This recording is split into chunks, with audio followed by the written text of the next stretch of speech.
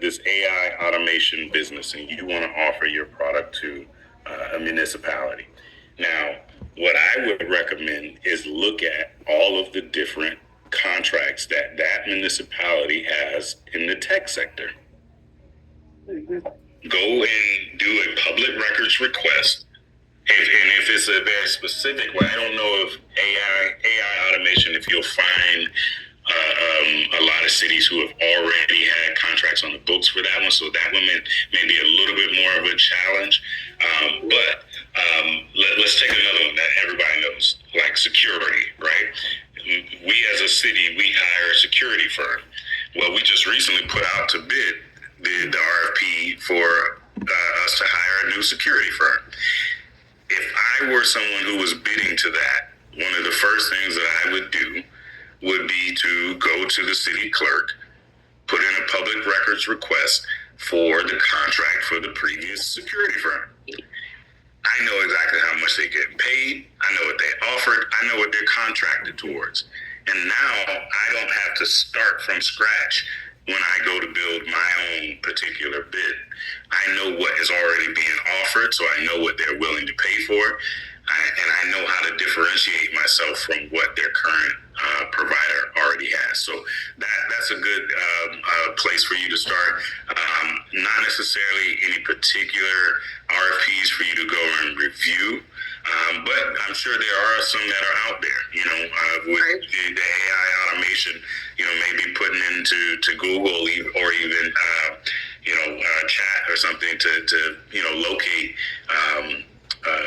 bids that have been submitted to local municipalities. I'm not sure if you'll find much. Again, I know the AI stuff is still fairly new, but I'm willing to bet there's something out there. Yeah. Let me just add to that too, is for our purposes for this series, we are going to get 2 or 3 or maybe even 4 practice RFPs from Miss Amons, and we'll try, to kind of cover the waterfront. There's no way with 61 people we're going to be able to find an RFP that directly matches, what you do. Gives you a good idea about how to respond in general to these things. And we will cover how to use AI to help you with the process. Yeah. So once again, if there are no more questions, thank you so much. Yeah, I did see 2 more questions real quick. How long does it take to become a vendor? You can go to our website right now under procurement, and there is you can do it all there, right there online. It's a one-sheet form. It doesn't take you more than like 10-15 minutes to fill out, and then you submit your W-9. So it's a real quick process, and then they assign you a vendor number. That's for becoming a vendor of the city. And then you also need to set up a register for an account with BidNet Direct. Right. Yes, Boston is going to go through the BidNet registration. Exactly. And but the City of Riviera Beach doesn't have a certification process, so we strongly encourage those of you who are not certified with the county to get that process started. Absolutely. Not required, but it really it gives you a leg up on the competition. Absolutely. And then the last question I see here was, do you have any advice for someone who is interested in starting a consulting business in government contracting with no experience in government contracts? First, get some experience. I think it's not very difficult, I think, to get some experience. I would even say submit a bid on your own for yourself, just for the sake of having that practice. And then after you get, a little bit deeper into it, you can start to maybe look for clients, but there are certification courses out there for proposal writing. I am not certified myself.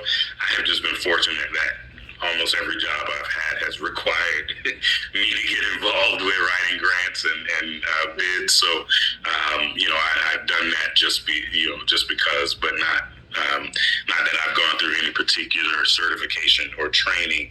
And then I read a lot. There's lots of YouTube videos out there. There's lots of books. My book is helpful. Again, it's a real short read. I made it deliberately. So there's lots that you can do to get yourself positioned. And then, once you're ready to start taking on some clients, come look me up. I'll give you some ideas for that too. Right. Yeah, both Rosalind and I are certified with all of the agencies around town. So Right. we'll dive into that later on in the presentation. But thank you very much, Eric. We appreciate it. Thank you. And I'm sure we will be in touch. And thank you for the dates for the procurement conference. We hope to have all of our folks here actually register and attend.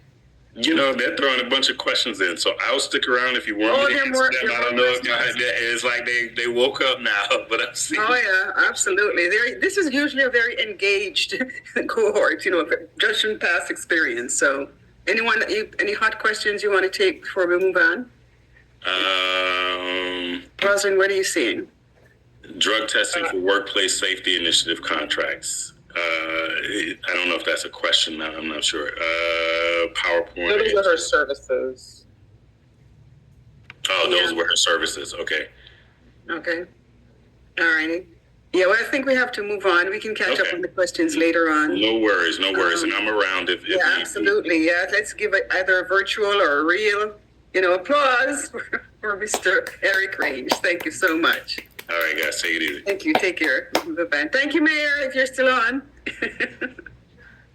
Okay, very good. So, Rosalind, if you want to... No, you still got you're getting a lot of emojis here. Thank you, guys. Thank you. I'm seeing it all. I appreciate it. Okay, so I think we're going to be able to skip over a few of our slides because, Mr. Range covered quite a bit of it.